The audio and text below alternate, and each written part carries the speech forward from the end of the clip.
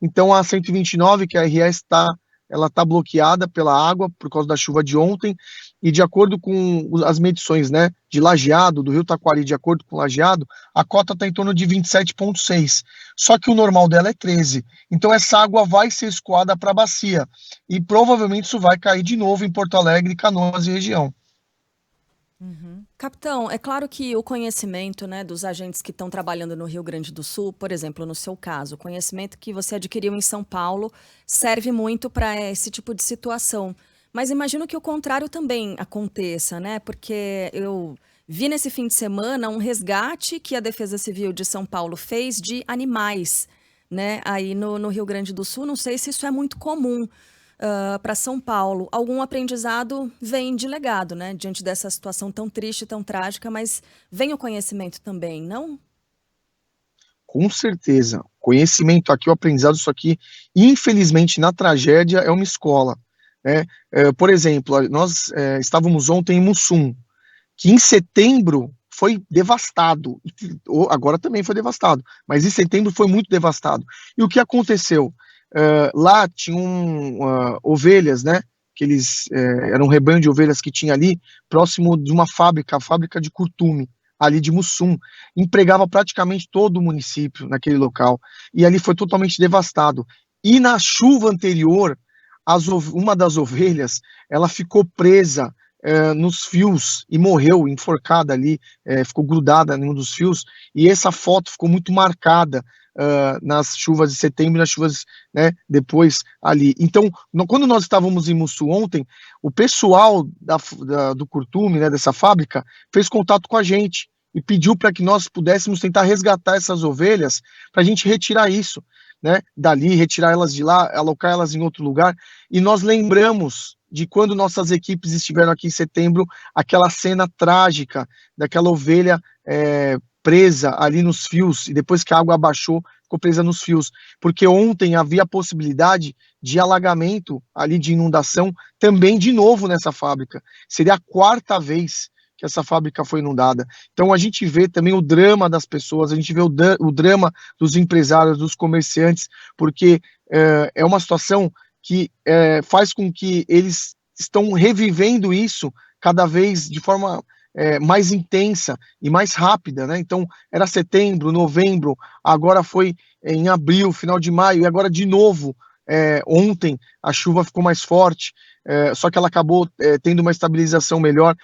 Infelizmente, nós percebemos que essa tragédia, ela vai mudar a demografia também aqui no Rio Grande do Sul.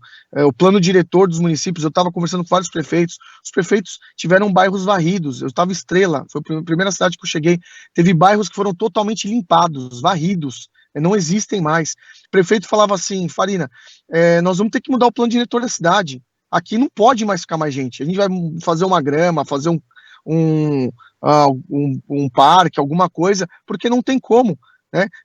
A gente tem que assumir que a natureza ela está se alterando. Em 20, 30 anos que nós moramos aqui nunca aconteceu isso, mas agora a gente tem que se adaptar. Farina, tava examinando aqui o mapa topográfico do Rio Grande do Sul. Você já explicou aí a complexidade dessa bacia hidrográfica, que é impressionante, né? A Lagoa dos Patos, quando você vê, parece um mar, parece que você está olhando para o oceano. E as cidades são baixas. A grande maioria do estado, especialmente na região sul, não tem ali 100 metros de altitude. Porto Alegre está a 10 metros de altitude. Como efeito de comparação, São Paulo está a 760. Né? O nosso estado tem o Planalto Paulista, que está numa região bem acima do nível do mar. São Paulo tem alguma região que estaria exposta a algo parecido, já que a gente está no nosso horário local, a algo parecido com o que está acontecendo no Rio Grande do Sul? Olha, Megali, nessa proporção, muito difícil, nessa proporção.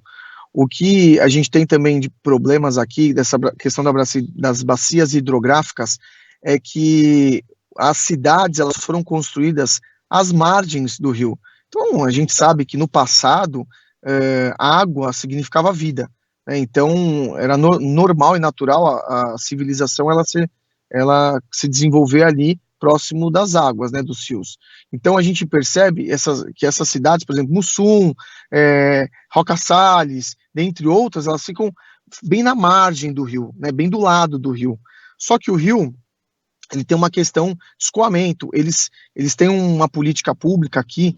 Eu não tenho, não tenho a capacidade técnica de falar com propriedade, mas o pouco que a gente sabe é a respeito das barragens. Então, as barragens, elas foram construídas para poder, de alguma forma, controlar as chuvas, né, nas cabeceiras, para os rios não desaguarem com tanta força. Mas isso, né, como eles estavam falando aqui, o governador do Rio Grande do Sul estava falando, que eles vão ter que rever essa estratégia, né, a gente não sabe ao certo aí como que vai ser feito isso tecnicamente, mas, por exemplo, eu estou aqui em Putinga, porque aqui em Putinga próximo tem uma barragem, então a gente vai checar com o prefeito como que está essa situação, né, se teve danificação nas estruturas, algo nesse sentido, porque Santa Teresa, por exemplo, na barragem 14 de julho, ela foi parcialmente rompida, né, e isso foi no decorrer das chuvas. Então, a gente estava com problema de chuva, aí de repente a gente recebe a informação de que uma barragem foi parcialmente rompida, e nós não sabíamos se a intensidade desse rompimento ele vinha com uma onda ou se ele vinha de forma mais perene, e isso poderia aumentar e ampliar a margem do rio, fazendo com que novos pontos fossem alagados. Então, São Paulo, ele não tem, na sua característica, tantas cidades que ficam às margens dos rios, né? Lógico, tem algumas cidades, mas não tanto quanto aqui no Rio Grande do Sul, que tem essa peculiaridade. E um outro ponto, viu, Megali, importante, é essa questão da bacia do Guaíba, né? Então, nós temos vários rios, as suas bacias hidrográficas, que elas desaguam sempre na lagoa ali. Então, isso faz com que haja, né, um estresse ali e um excesso de água, porque acabou chovendo muito, né, foram 700 milímetros, mais de 700 milímetros em 2 dias. Só que não foi só em um ponto, né, como foi em São Sebastião, que choveu só numa cidade.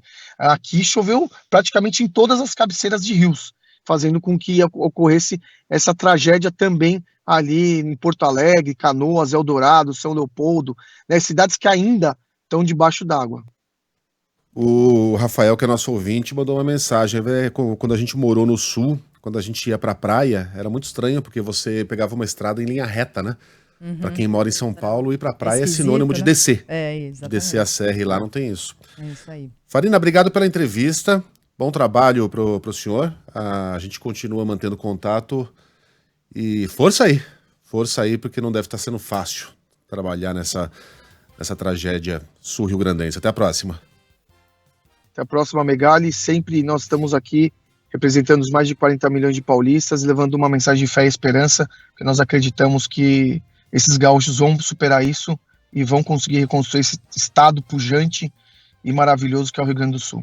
Roberto Farina Filho é diretor de comunicação social da Defesa Civil aqui de São Paulo, trabalhando atualmente não, neste instante, né, no Rio Grande do Sul.